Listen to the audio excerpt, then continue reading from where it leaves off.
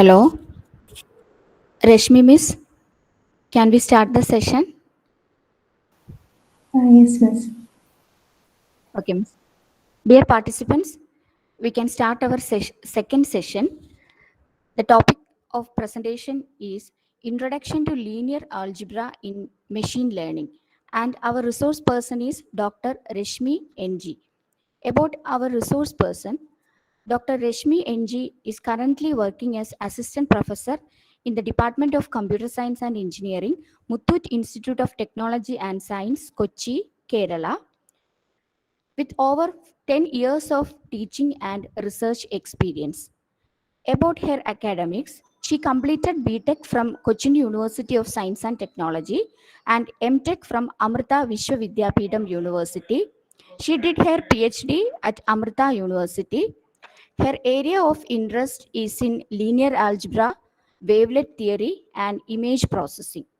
She has co authored a textbook entitled Insight into Wavelets from Theory to Practice and also authored a good number of publications in well reputed journals. We are very happy to have Dr. Reshmi NG as our resource person today. On behalf of Sri Buddha College of Engineering, I welcome Dr. Reshmi NG to handle the session. Welcome you, madam. Thank you, ma'am, for that nice introduction. A warm good morning to one and all.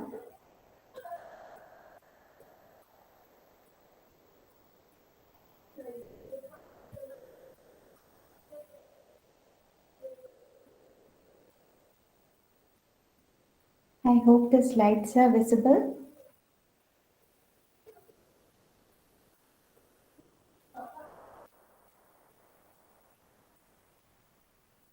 Is this slide visible? Yes, madam. Yes. Okay. So once again, a very warm good morning to one and all. So let us start our session today. It's an introduction to linear algebra in machine learning. So these are the contents we'll cover. First, a very brief introduction to what is machine learning. You would have already had a session on, say, the basics of machine learning. So this is a very brief introduction, then how machine learning works, then an introduction to linear algebra, then where in machine learning we use this linear algebra concepts, then what to know in order to use linear algebra in machine learning, what you should know, then the main applications, and then specifically a concept of linear algebra called principal component analysis, and then very quick insight into what are eigenvalues and eigenvectors, and then conclusion. So these are the contents we'll cover in this session. So what is machine learning? What is machine learning? We are trying to make the computers learn what we humans can do. Like say whatever tasks we can perform, we want the computers to perform those tasks by some mechanism. So for that we use many kinds of algorithms, and we make use of, say, previous data available with us. So all that, using all those data and algorithms, we are trying to make the machines imitate the way humans learn.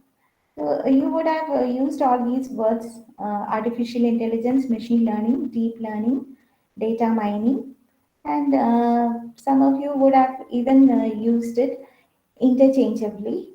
So, what is artificial intelligence? What is artificial intelligence? Artificial intelligence is a very broad area. Artificial intelligence actually aims at creating the intelligence we humans have into the machines. We can see some picture, recognize that picture. We can hear some, say, voices. We can recognize the voices. We can make our own decisions. Then um, we learn from very few examples. If you make your baby learn something, you need not show a large number of examples for him to identify an object the next time. So artificial intelligence aims at creating this kind of intelligence in machines. Then comes machine learning. Machine learning is, you can say, as a subset of artificial intelligence. So, in machine learning, in conventional machine learning, we actually use, say, algorithms which help the machines to learn from examples.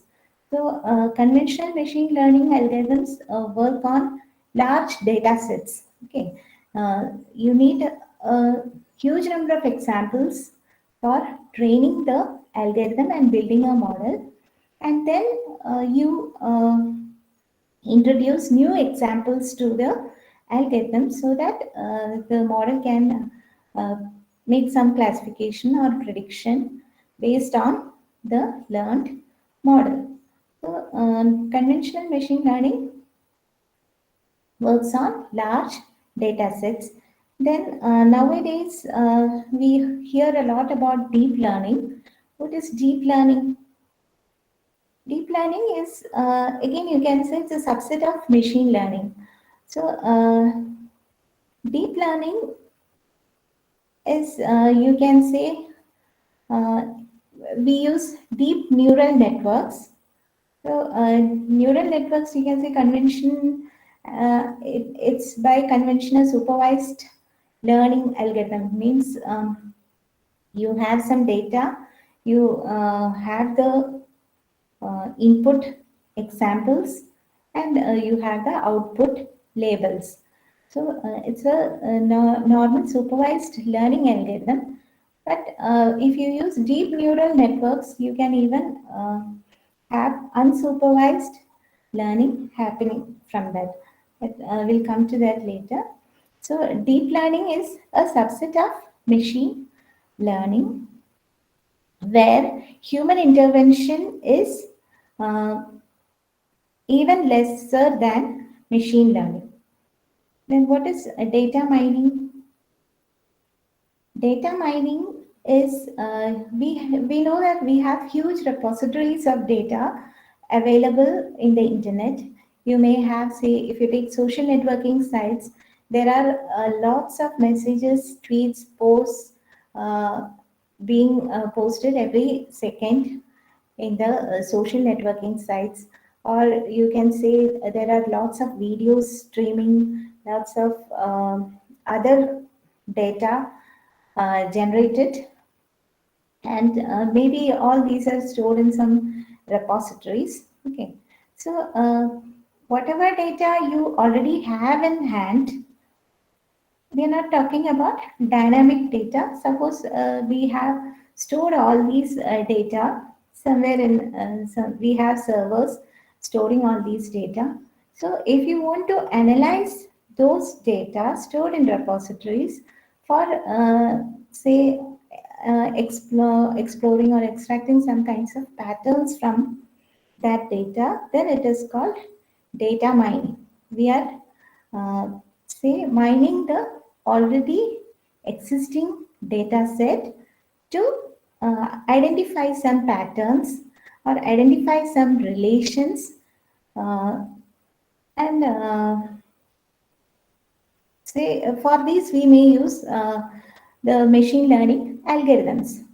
So you would have heard of, say, k-means algorithm. It's a clustering method to group similar kinds of data. You would have heard of support vector machines. That is again another algorithm which is used for classification. So these are some of the algorithms. There are many other algorithms available like naive Bayes algorithm, then CART, and so on. There are many algorithms available.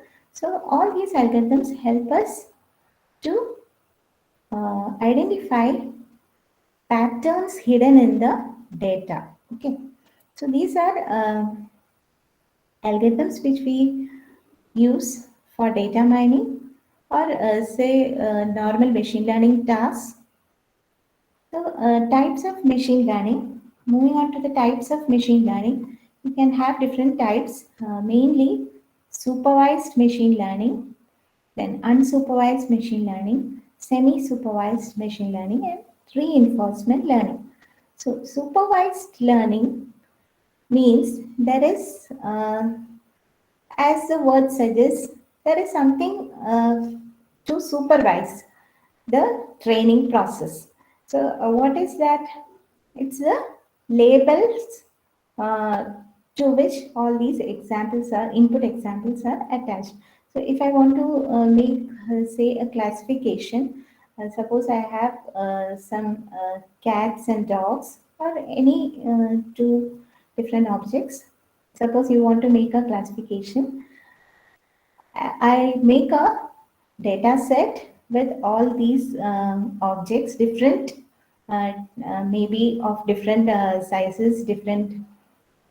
Suppose it's cats and dogs, then there are, say, different kinds of cats, different kinds of dogs, different breeds.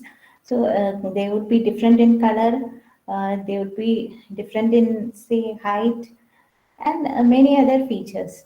So you would already have a data set like with these features, this is a cat. With these features, this is a dog. So there is a label associated with each of the input sample. So that those labels are guiding us to our required model. So, supervised learning algorithm deals with labeled data. Unsupervised learning algorithms deal with unlabeled data, that is mostly clustering tasks. Clustering means you try grouping similar objects. You try grouping objects with similar features. Okay. So, unsupervised learning deals with unlabeled data. Then you have semi-supervised learning. Usually we have unlabeled data. The say the labeled data set available is very less compared to the unlabeled data out there in the internet. So what we have, the training examples we have would be very small in number. That is, the label data we have would be very small in number. We try to train using those label data examples and then try to label the unlabeled data we have and finally try to build a model. So semi-supervised learning deals with both labeled and unlabeled data. We would only have a very few uh, labeled data compared to the unlabeled data. Then comes reinforcement learning.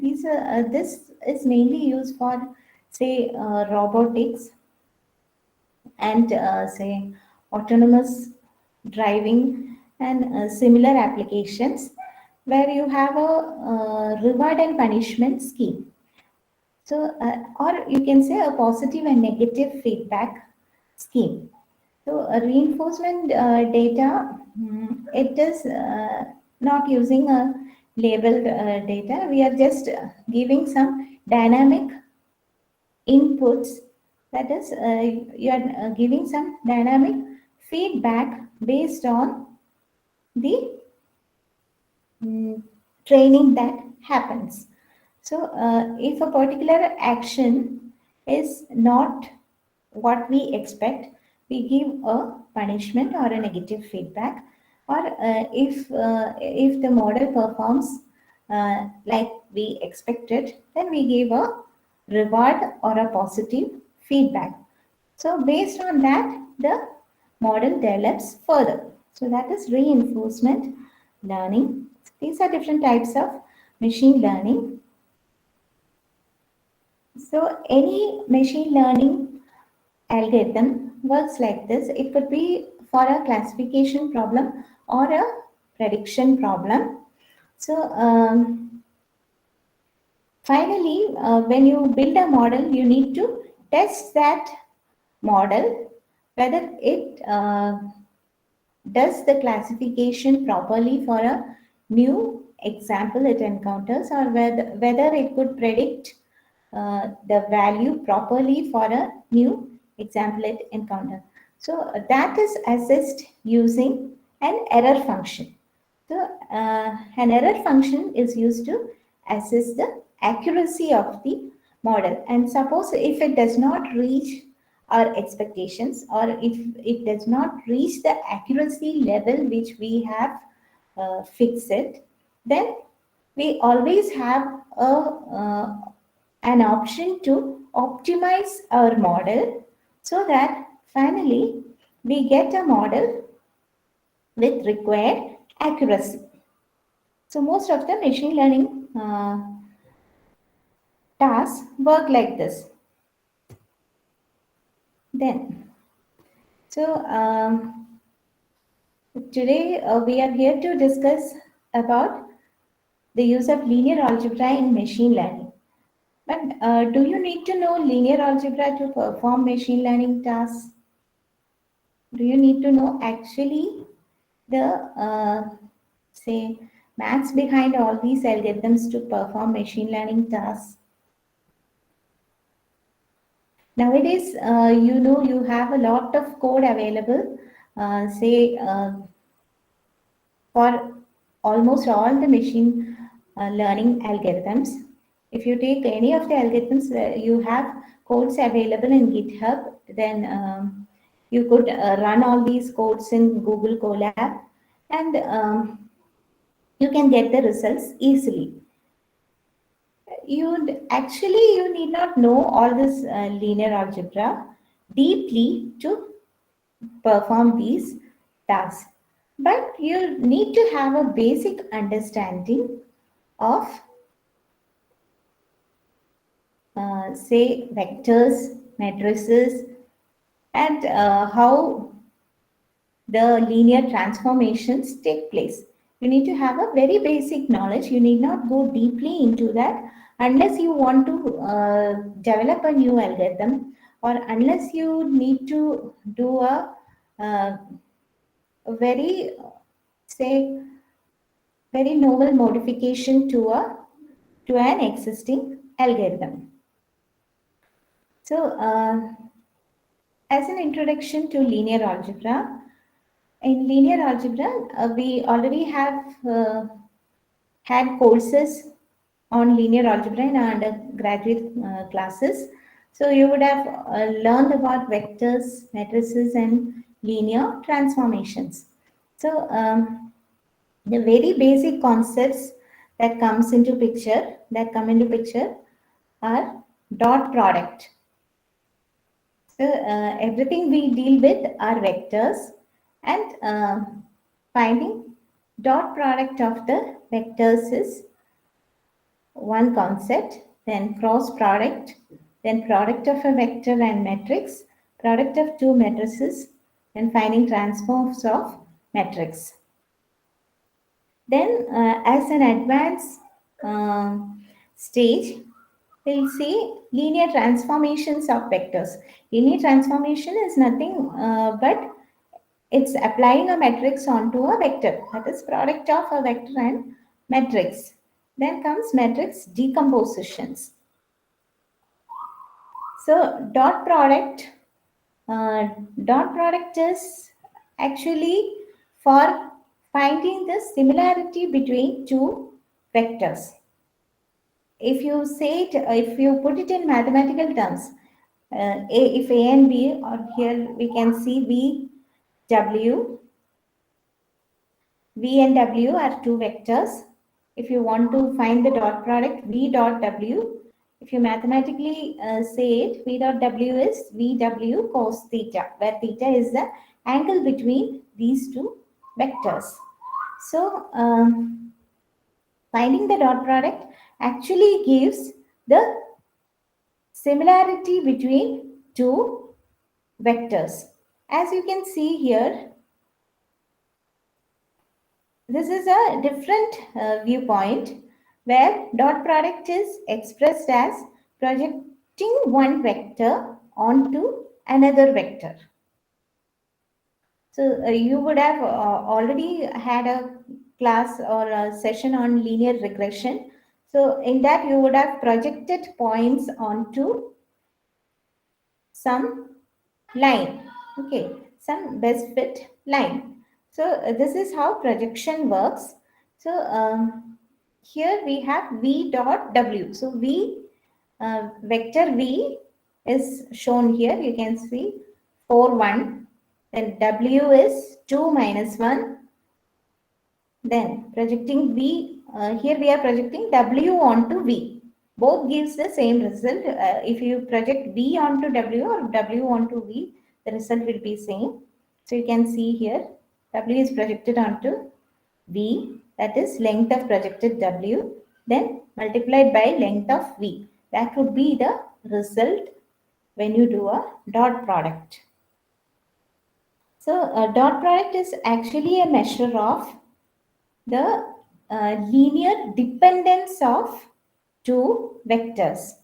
So, or you can say, if you're taking a data set for machine learning, it would actually give the measure of linear dependence between two features. Okay, how much two features are correlated, how much two features are related.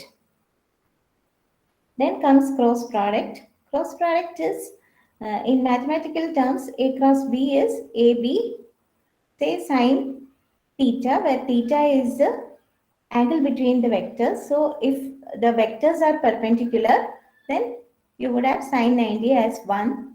So that would be the maximum value you get. When the vectors are perpendicular, you get the maximum value for cross product. And here you can see when they are same, when both the vectors are in same direction, the measure is 0 or the product is 0. So cross product actually gives the measure of linear independence between two vectors. So if you say, if you see the vectors as say two perpendicular vectors, then you would get maximum value. That is maximum linear independence. That is uncorrelated. So you get maximum value for cross product if the features are not correlated. Then comes linear transformation of vector by matrix. The linear transformation means it's like, say, here you can see this animation here.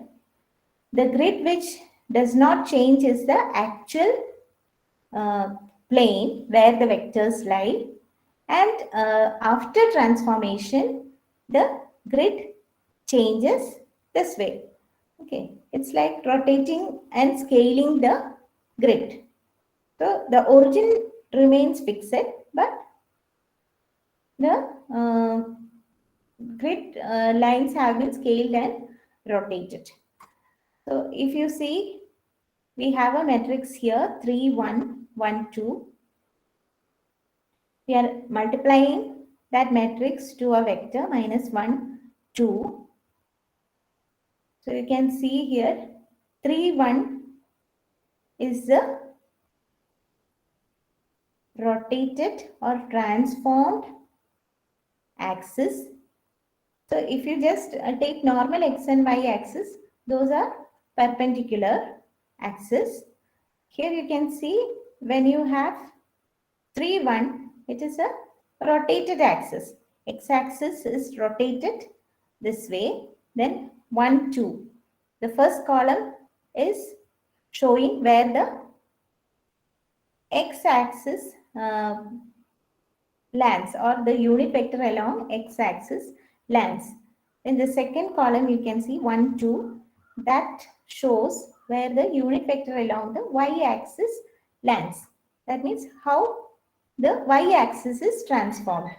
So this is your transformed axis.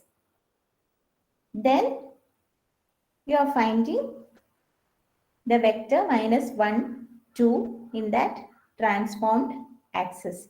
So that is linear transformation of vector by matrix. It's like rotating the axis, original axis, then finding sum of vectors in that plane. So whenever you have a matrix, its first column represents where the first axis, unit vector along the first axis lands. Then the second column represents where the unit vector along the second axis lands. Okay. And if you want to multiply that to some random vector, then it should be like this way. If you want to multiply 3, 2 minus 2, 1 into vector 5, 7, it could be written in other words this way. 5 into 3 minus 2 plus 7 into 2, 1. So this 3 minus 2 is the transformed x-axis.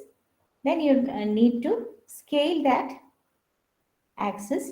Then 2, 1 is the transformed y-axis. Scale that axis. Then add the result. So this is for any random matrix A, B, C, D and any random vector x, y. This is how the representation will look like. So suppose you want to find, say, the rotation matrix for 90-degree counterclockwise rotation. So here you can see the actual x and y axis you know already. That will be 1, 0 and 0, 1. X along x-axis you have 1, 0. Along y-axis you have 0, 1. If you want to have a 90-degree rotation, then x-axis should come to 0, 1 and y-axis should go to minus 1, 0. So that would be a 90-degree counterclockwise rotation. So this would be the matrix for a counterclockwise rotation by 90 degree. So if you apply this matrix to any vector xy, then you get a 90-degree counterclockwise rotation. Is it clear? Any doubt?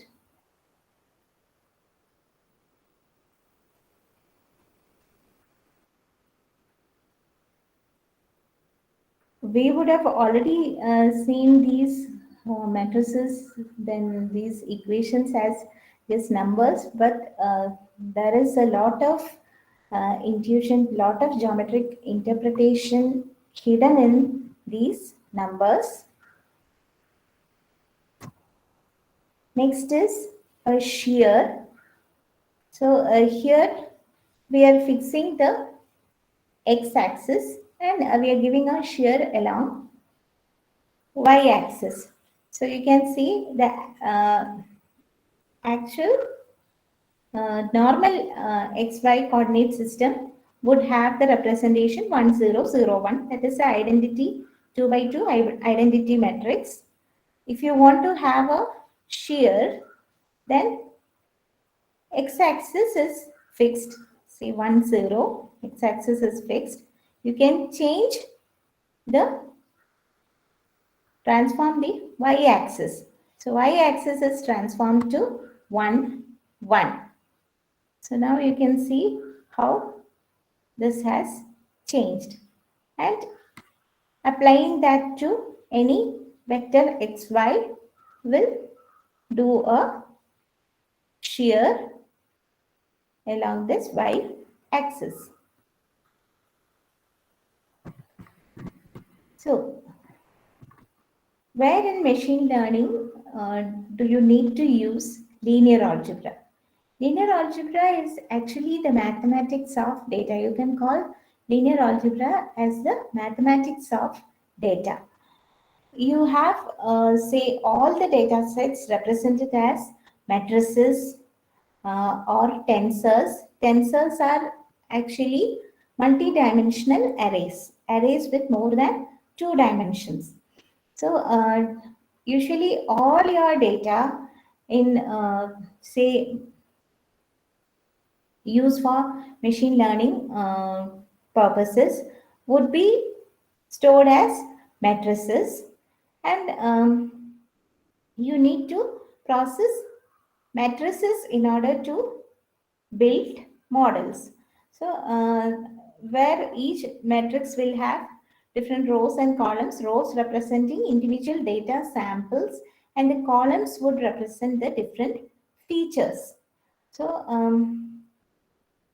any kind of learning you take, be it unsupervised learning or supervised machine learning, or any other learning method where you make use of many data sets, it would be mostly using matrices. Input data will mostly be provided as matrices, then output data would be given as vector. Even if you have some data in CSV files, or if you're processing images, all these are considered as matrices uh, in our system. Okay. Though we have some comma separated values, finally we would be transforming it to some matrix. If you have an image, again that would be stored as a matrix in the system. So finally, whatever data we deal with are mostly stored as matrices.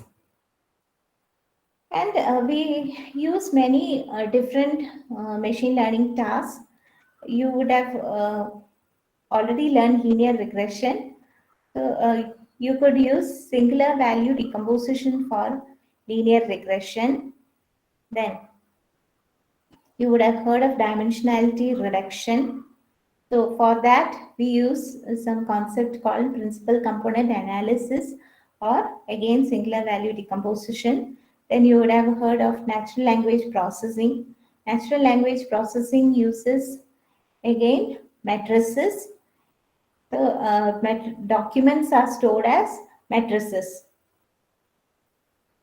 and each row would represent a sentence, paragraph, a page, or a document which you process, and each column would represent the words in the vocabulary. So, natural language processing also uses matrices. Then, if you are using some recommender systems, again SVD comes into picture. Then, in deep learning, also you have, say, input data as matrices. Okay, you are feeding some data to the neurons, so all those are in matrix form. And you know about Google's Python library for deep learning, that is TensorFlow. That word itself, tensor, represents an array with more than 2 dimensions. So everywhere, without linear algebra, you cannot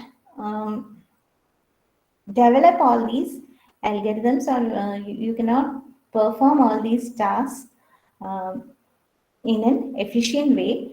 But you need not have a deep understanding of linear algebra in order to use these models. Okay, just but you should know when you multiply two products, when you multiply two matrices, what would be the say dimensions of the resultant matrix? Or when you multiply a vector and a matrix, what would be the dimension of the resultant vector or matrix? So, a basic understanding is required. So, Python packages such as NumPy, Pandas, Pillow, SciPy, Matplotlib, all these are some packages which support linear algebra arithmetic. Then, in order to apply linear algebra or in order to work with machine learning, I told you you need to have some basic understanding of linear algebra. So, what you need to know is the notations used for vectors and matrices. What are the notations used for vectors and matrices? Then, some linear algebra arithmetic. When you add two vectors, what is the condition for say adding two vectors, whether the dimensions should be equal or whether the dimensions could be different. When you subtract two matrices or vectors, whether the dimensions are equal or different. When you add a scalar to a vector or a matrix, what will be the effect? When you multiply two vectors or when you take product of two vectors, which product should you use, whether dot product or cross product, and what would be the result uh, looking like, what would be the dimensions of the result when you process matrices, whether you can multiply the matrices interchangeably, whether matrix multiplication is say associative or distributive, or what would be the result of what would be the dimensions of resultant matrix, then how to work with say multi-dimensional arrays. All these are some basic requirements, basic linear algebra knowledge which you should have in order to work with this code. Okay. Only then you can trace out where, if you get some error while performing some task, only then you would know. Say you are trying to multiply two matrices. It could be, say, an input matrix, and it could be the weight or uh, vector you are multiplying with. So, so you may get very common error you get would be like index dimensions. These dimensions of matrices do not match, or there are some mismatch in dimensions, or this the result would not be say the one you expected if you look at the dimensions. So only if you know some basics regarding this, you will be able to trace out the errors. And in linear least squares and linear regression, also you are dealing with matrices. So again, you need to know how these could be processed. Then there are some factorization techniques called eigenvalue decomposition, singular value decomposition, principal component analysis, and so on. These are concepts which we use in machine learning for, say, purposes like dimensionality reduction or finding similarity between two data samples, or maybe for some kind of, uh, say, clustering similar data, and so on. So there are some matrix factorization techniques you should be aware of. Main applications of linear algebra. It's one is vectorized code, use of vectorized code rather than code which uses nested for loops. Then mainly for image recognition, and then dimensionality reduction. We'll be concentrating on these things, that is vectorized code, image recognition, and dimensionality reduction. Vectorized code in the sense, here you can see the example. The first example, A is a say 1 cross 4 vector, B is again 1 cross 4 vector. Here you can see you have just added them, like you add normal variables C equal to A plus B. That is a vectorized code. The other one you can see you are using a for loop to add the corresponding elements. But the conventional method of using for loops or nested for loops to extract individual elements from vectors or matrices is computationally expensive, or it's time consuming than vectorized code. Vectorized code is say representation. You could directly uh, put it this way, like C equal to A plus B. Even though if you have A and B as matrices, you can have C equal to say A plus B for matrix addition. So the difference is that you can parallelize, or uh, you can parallelize this vectorized code when you want to do the same operation for multiple elements. Here you can see, if you need to get the first element, you need to add the first elements of A and B. If you want to get the second element of C, you need to add the second elements of A and B, and so on. So you're doing the same operation for multiple elements. So in such cases, if you have say many multi-core systems, or if you have some scope for parallel computing, then a vectorized code is always preferable to non-vectorized version. So in order to use the vectorized code, or in order to vectorize your code, you should have the basic understanding of vectors and matrices. Another example of unvectorized and vectorized implementations.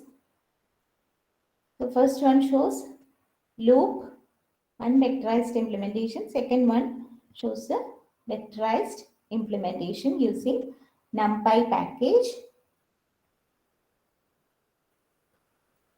So you can see this is more readable also. Prediction equal to np dot theta dot transpose comma x. So this is more readable also.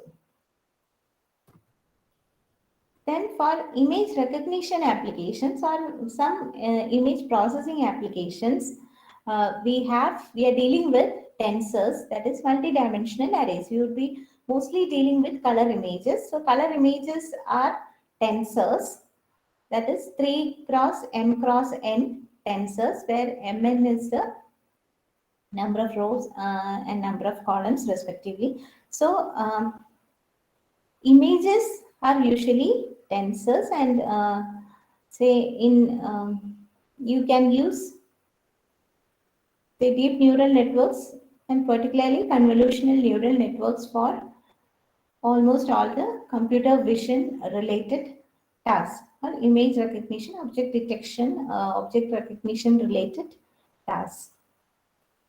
So there also we are using linear algebra. Then comes dimensionality reduction. Dimensionality reduction is useful because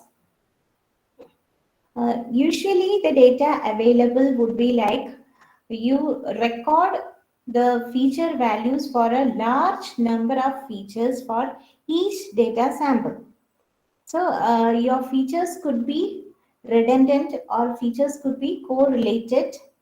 So most of those features, or at least some of those features, uh, would not add to your say building the model task. Okay, so we always try to build a model from the say most important features, or some uncorrelated features.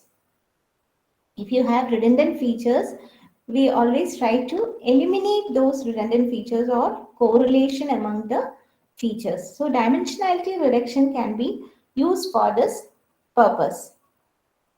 And what is the problem with redundant features, or a large number of features? That you call as, say, curse of dimensionality. Curse of dimensionality means you would have a feeling that if you add more and more features of an object, then you would be able to classify that object better. Okay, the more you add the features, the better your classifier. You would have some feeling like that, but it's not so. So according to Hughes phenomenon, if you're fixing the number of training samples, if the training samples are fixed, then we go on increasing the number of dimensions in order to say build a very accurate model. The model first would achieve the predicting power as you expect. Okay, first it may achieve a very highly accurate predicting power, but then at a certain point when it reaches some optimal number of features, after that particular point it tends to decrease. Then if you add more and more features, then your model performance goes on decreasing. Okay, that is the curse of dimensionality. So adding more number of features will not improve the performance of your classifier or model unless you increase the training samples also. And when you increase the training samples, it should not be just adding some 10 or 20 examples. It should increase exponentially. Here is an example. Say we want to classify dogs and cats.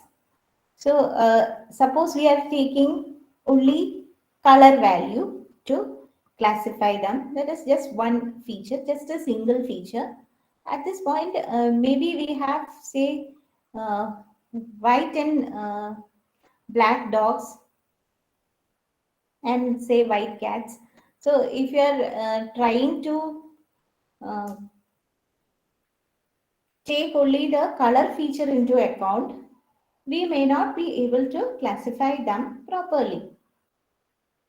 So if you are adding one more feature, so you are adding one more feature, could be some feature. So at that point, these let us take these dogs and cats as some data points. So these data points will be a little more separated in that plane. So if you are considering only a single feature, you would not be able to classify them properly. So you are adding one more feature, then these would be slightly more separated in that feature plane. Then if you are adding again one more feature, so you have a 3D space where the data points will again be more and more separated. So as and when you add feature, these data points tend to uh, get away from each other. Okay, the distance between these data points will be increased when you add more and more features. So these are slightly more separated now, and maybe at some point like this, you would be able to find some separator like this. So here, by adding the third feature, as you can see, it's possible to separate them using a plane. Okay, it's possible to separate them using a plane. So all the say points above the plane are cats, all those below the plane are dogs. So you would be able to find some classifier like this. So at this stage, you may also have some outliers. So while learning linear regression, you would have learned that when you have outliers, uh, it tends to say affect the say best fit line we find. Okay. Similarly, here also we are trying to find a plane. So it is again a say linear classifier. Though it's not a single line, it could be called as a linear classifier. So there could be outliers, but this would say classify new samples in a better way. Then if you go on adding features, it's not just feature 1 and feature 2. If you go on adding more and more features, then you would result in finding classifiers like this. See, there are multiple non-linear classifiers here. So this could result in overfitting. Overfitting means you are trying to find a very perfect classifier for your training data, but it need not be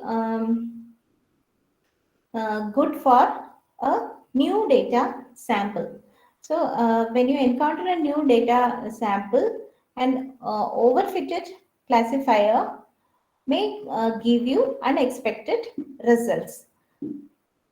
So here you can see when you add more and more features, overfitting occurs and your model will not generalize well to the new data which are encountered. So it is always better to find some simple classifier, a linear classifier. Or if you are adding more and more features, you would have to increase the number of data samples also. So keeping the training data fixed, if you add more features, it would result in overfitting. Okay. And if you are adding features, more and more features, you should exponentially increase your data samples, training data samples. So it is always better to say find some linear classifier. It could be a simple line, it could be a plane, a hyperplane. Hyperplane means plane with more than 2 dimensions. So it could be a hyperplane. So it is always better to find such classifiers that would generalize better. So dimensionality reduction is required to avoid redundant features or correlation between features. And how is it done? How is dimensionality reduction done? So there are two ways in which dimensionality reduction is done. One is feature selection. Uh, Feature selection aims at selecting the important features from the already available set of features. Then the other is feature extraction, which tries to find a new set of uncorrelated features from the existing set of features. So there are different matrix transformations that exist to reduce the dimensions of the original matrix. So as we told, feature selection tries to select the best features from the available set of features in the data set. We do not create any new features. We are just selecting the ones which are very important, ones which really adds to the classification power of the model. Then there could be feature extraction. Feature extraction is where you create new features which are not even present in our original feature set.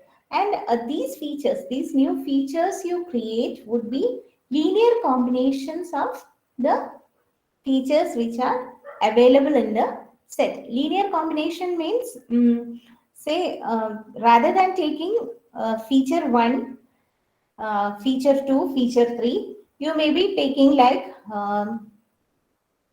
say 2 into some multiple of feature 1 plus some multiple of feature 3 as first feature. Then you would be taking feature 3 as next feature. Then you would be taking again some multiple of features 4, 5 and 6 and then adding them up as the new feature and go on. so on. So linear combination means you are multiplying and adding the vectors. So these features are not interpretable as the original features. Okay, original features would be those which you can directly interpret, which you can say maybe visible. Okay, visible features. That those could be visible features, but uh, those features, new features which come through feature extraction process would not be interpretable like the original ones. So for dimensionality reduction, specifically using feature extraction, you could use PCA. PCA is principal component analysis. So it converts a set of correlated features in, say, a higher dimensional space to a set of uncorrelated features in a lower dimensional space. Okay. So these uncorrelated features are called principal components, and these are PCA is an orthogonal linear transformation, which means whatever principal components you find, whatever features you find are uncorrelated. It means there is no correlation between them. That also means those components are perpendicular to each other. And it is such that the first principal component would be the direction of maximum variance in the data. Second principal component you find would be the direction of second maximum variance in the data, and so on. So this is an example. This is a 3D space. You have uh, a three-dimensional space, but using PCA, you could find a, say, a two-dimensional space to accommodate your data. You can reduce the 3D space where original data is concentrated to a 2D plane with, say, uh, lower dimensions. So how to find, how to perform principal component analysis. So most of the machine learning tasks when dealing with, say, data sets, the data sets would have a large number of features. Uh, we usually have to perform some kind of dimensionality reduction technique for reducing that uh, number of dimensions. So PCA tries to reduce the dimensions by finding some principal components from the data matrix. So these principal components can be found out either through eigenvalue decomposition of the data's covariance matrix or through singular value decomposition of the data matrix. I'm not showing you the code or any say hands-on for this session, because the code, every code is readily available in GitHub, or say you have codes that could be run in Google Colab. So you can simply Google and get the code. So but there are we are just concentrating on the insights that these linear algebra concept give us. So principal component analysis tries to find principal components, which could be through eigenvalue decomposition of the data's covariance matrix or singular value decomposition of the original data matrix. And as I told, the principal components represent directions of maximum variance. So it's actually a change of basis. you have, say, the ordinary XY axis coordinate system uh, where all your data is scattered, but you are trying to find a new set of axes along the direction of maximum variation of data. An example would be, here you can see your original data plane, and if you look at this second figure, you can see, say for your data is spread uh, say in a direction at 45 degree to the x-axis. Maximum variation is along the direction which is at 45 degree approximately with the x-axis, and then a direction perpendicular to that. So using principal component analysis, we get these two directions. So instead of the original axis, we are finding a set of new orthogonal axes onto which you are projecting the data. Okay. So the idea behind this is using this, you can find out which feature is more important compared to others. Okay. So in order to find the important features or the significant features or the directions in which maximum variation of data is there, you could apply PCA. So it is actually rotating the original axis, as you can see here. Okay, it's actually a rotation of the original axis. First you find an axis, say by rotating the x-axis. Okay, then you find an axis perpendicular to that rotated axis. Again, if you want to find a third axis, you find an axis which is perpendicular to both these axes and so on.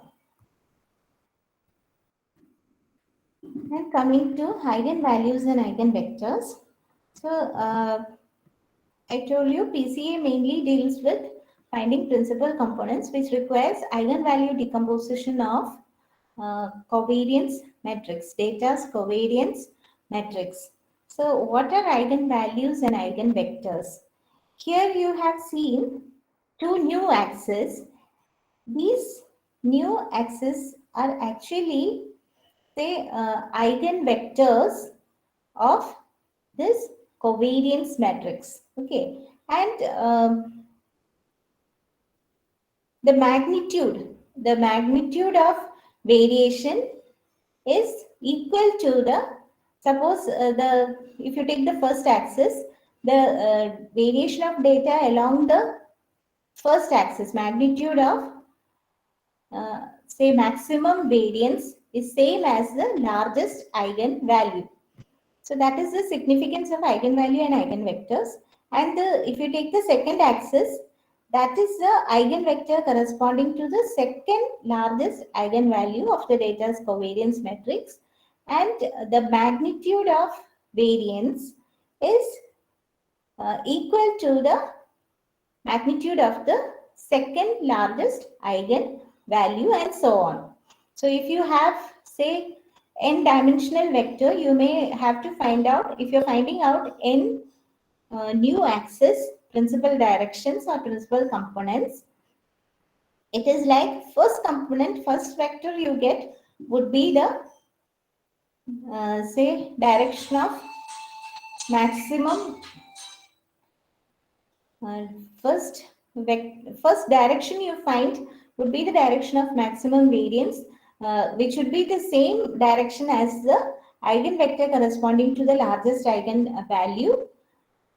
Second direction would be the direction of say second maximum variance, and the direction of eigenvector corresponding to the second largest eigenvalue, and so on till you get the eigenvalue with the largest, smallest value and its corresponding eigenvector. So if you want to drop the dimensions, you can drop the directions corresponding to the smaller eigenvalues. Okay, you need to select only if you have, say, from 1000, if you want to reduce to 100, you need to select only the directions corresponding to the first 100. That would be the largest 100 eigen values. Okay, so it would be arranged in decreasing order. So you need to find only those directions corresponding to the largest 100 eigen values. That would be your 100 principal components under consideration.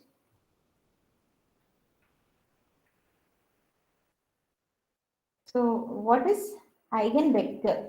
Eigenvector is a vector which do not change direction when you multiply it with some matrix. Okay, here you can see it's a scaling along y-axis. Okay, in this figure you can see, say it's a scaling by a factor of 2 along the y-axis. So here, which will be the eigenvector? What is the equation we say? If you take it in mathematical forms, we say it as Ax equal to lambda x. That means upon multiplying by a matrix A, the direction of x doesn't change, but it is scaled by it may be scaled by a factor lambda. Okay. So Ax equal to lambda x. Direction remains the same. So here you can see by scaling by a factor of 2 along y-axis, the vector along the x-axis, that red vector does not change direction. So that is an eigenvector of the corresponding matrix. Okay. For another example, it's a shear along x-axis. So here also you can see which is the vector that does not change when you multiply this vector using a matrix, which is the direction that does not change. You can see that red vector do not change when you do a shear along the x-axis. What is the matrix transformation here? X-axis is 1, 0. Y is changed from 0, 1 to maybe some 0.25, 1 or some value like that. Okay, that is the shear. What about here? Rotate by 90 degrees clockwise. Here, what about the directions? Is there any eigenvector for this case?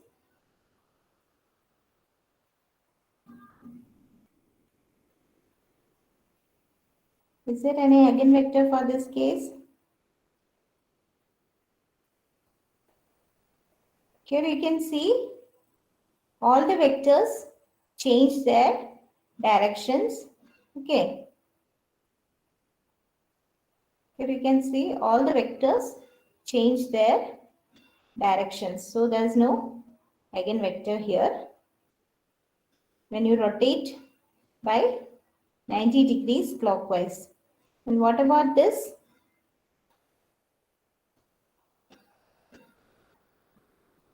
Rotate by 180 degrees clockwise. Here you can see the these vectors have reversed their directions. So either you could say like there's no eigenvector in this case also, or you could say there are, if you try to find out through equations, you may get some complex eigenvectors. This is again another example, scaling equally along x and y axis. Here also there is no direction, no change in direction. It's only a scaling of the vectors. So both are eigenvectors. So through eigenvalue decomposition, we aim to find, say, eigenvectors of the matrix. So when you get the eigenvectors, you decompose the matrix this way. Q has all the eigenvectors as columns. Then this lambda is a diagonal matrix with eigenvalues as its diagonal elements arranged in descending order. Lambda 1 is the largest eigenvalue, lambda 2 is the second largest, and so on. Then Q inverse is the inverse of the matrix of eigenvectors. So this is how eigenvalue decomposition is done. For PCA, we find eigenvalue decomposition of the which matrix? Covariance matrix. Okay. Why don't we take the data matrix?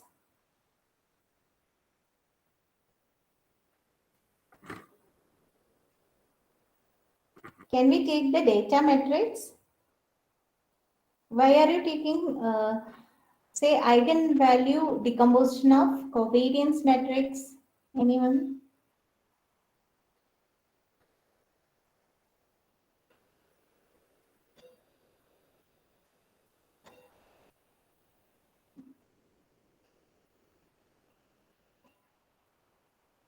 Because it could be SVD of data matrix, because SVD, singular value decomposition, exists for any matrix, rectangular or square or any kind of matrix has a singular value decomposition. But eigenvalue decomposition is for, say, square matrices. Okay. If you have a rectangular matrix, then it wouldn't be possible. If you take a covariance matrix A transpose, that would always be a square matrix. So you can take a eigenvalue decomposition of that square matrix. So that's why we are going for eigenvalue decomposition of data's covariance matrix or SVD of data matrix. So this is a geometric interpretation of EVD. So finally, we would be applying this A to some vector X. So Q lambda Q inverse into X. Okay. So if your say Q is orthogonal, then Q inverse would be same as Q transpose. So first thing to multiply is Q inverse is multiplied with X, or Q transpose is multiplied with X. So when you multiply Q transpose, it is actually a rotation of the coordinate system. Then you multiply with the diagonal matrix lambda. So that is a scaling of the vectors. Again, when you multiply with Q, it's again a, say, counter rotation of the system. So it's a, it is actually when you do an EVD and when you apply that to a vector, it's actually a rotation of the coordinate system followed by a scaling followed by a counter rotation. Okay.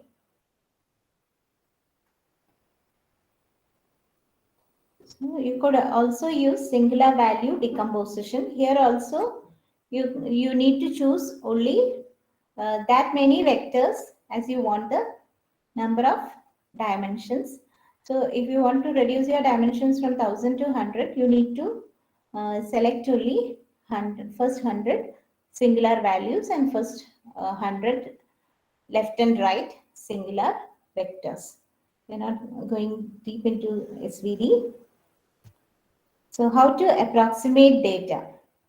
If for linear regression, you would have used, say, approximating like the first figure shown. Okay, along y-axis. You could also approximate like maybe the third figure like along x-axis, but PCA uses orthogonal projections. Okay, PCA uses orthogonal projection, unlike linear regression, which uses the projection along y-axis. So PCA versus linear regression. PCA tries to maximize variance. Okay, it tries to maximize the variance, but linear regression tries to minimize the squared errors.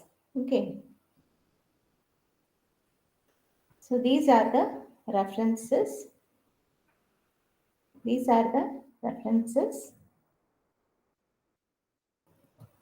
Thank you. Any questions?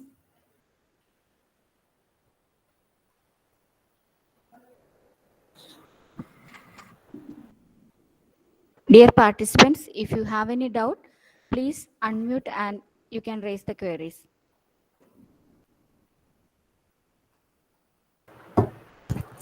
Hello, ma'am. I'm Savita here. Okay. Hello, ma'am. In linear algebra arithmetic, you have said addition, subtraction, and everything. What do you mean Yes. by tensor there? Tensor just means a matrix with more than two dimensions. An array with more than two dimensions. Means Usually, it's a when you matrix. It's a matrix. Huh. it's a matrix with more than two dimensions. When you Okay. process images, we usually have color images. So it is Right. an RGB image. So it's Okay. not just a single matrix that you get. You have an R plane, a G plane, B plane. So it's a matrix with more than two dimensions called as a tensor. Okay. Thank you.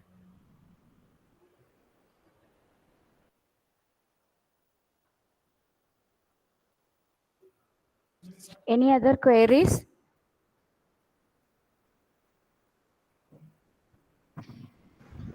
So, I may, I have one query. Yes. First of all, your session was very good, and Thank you have described the how we can convert the reduce the dimension of a matrix using the eigenvalues and eigenvectors, and that we find the similarity matrix. I think so. So my question is that in your Colab, Yes, sir. there is some code by which we can reduce the dimension of a matrix. Yes, sir. Lots of codes are available. Uh, if you just do a Google search, you have lots of codes available. That's why I did not show it particularly here in this session. Uh, Okay. so I think PCA itself, you have simple codes available that could be run in Colab. It's I think mostly Python code. it is very important method, Yes. and if you can describe one numerical example, like so that we may able to get more means how we can reduce the dimension of matrix. Okay.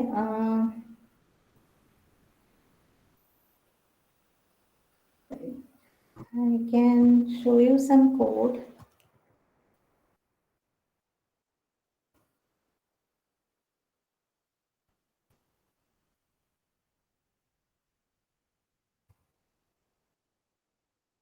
Since it was easily available in net, I thought I'll just concentrate on the theoretical part, interpretation part. Uh, so I'll check, sir.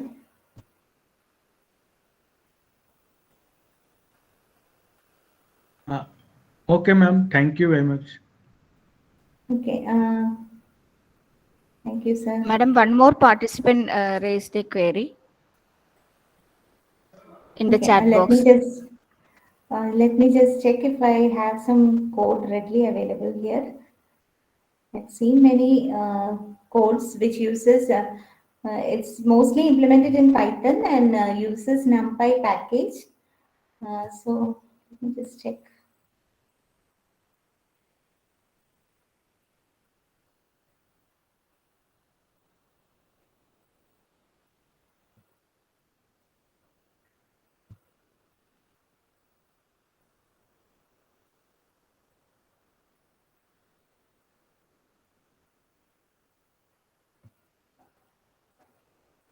I hope the screen is visible. So you have, say, principal component analysis notebook here in Colab. Just you need to search for PCA dimensionality reduction using Python or Colab.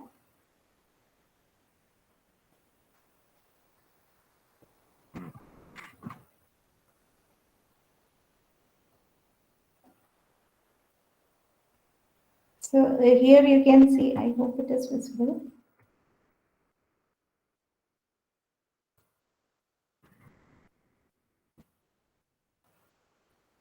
Here you can see you have the function as such here for a doing PCA. So here PCA equal to PCA of 0.50 dot fit noisy is this image data which you are providing. You take some image data.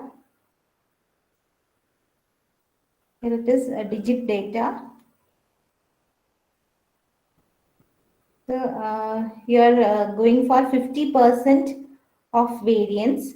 So in this case, for 50% variance, you get say 12 principal components.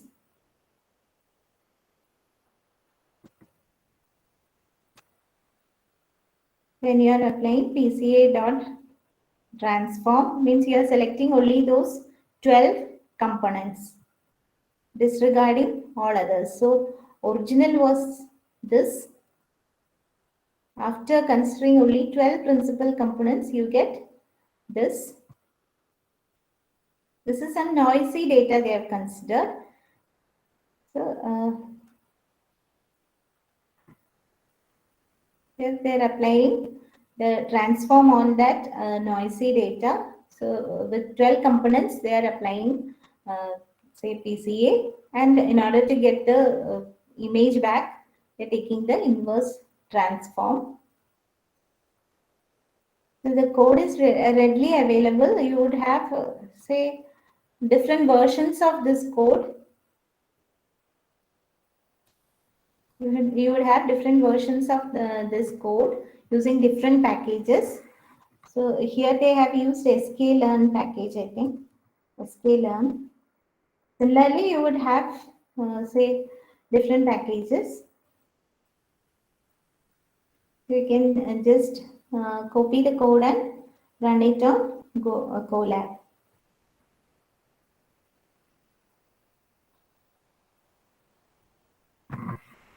Anything else? Any further queries?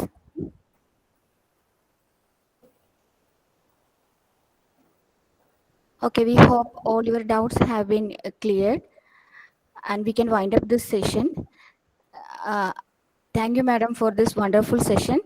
And I invite our FDP coordinator, Dr. Anil AR, to deliver the vote of thanks. Thank you. Thanks to Resmi ma'am. I hope that everybody understand the basic concept of linear algebra better, and also how it is implemented in PCA and how it is implemented in dimensionality reduction. And she also cover eigenvalue, eigenvector, and it is where it is used, and good visualization. And I hope that everybody understand the theory part, and it is a basic fundamental operations that is needed. This is a matrix operation. That is a nice session, and everybody understand the basic concept that is implemented. So thank you, Resmi ma'am, once again, and thanks the entire participant for their kind cooperation with us. Thank you, on and on. Thank you. Thank you, sir. Thank you, sir. Thank you all. Dear participants, we can go for the lunch break. Our third session will start at 2 p.m. with our resource person, Dr. Prashant R. Nair. And we have shared the feedback link in both our WhatsApp group and in this Google Meet. And we have also provided last day's recorded session. We have shared the link with you. Thank you all. Please join after the lunch break. Thank you.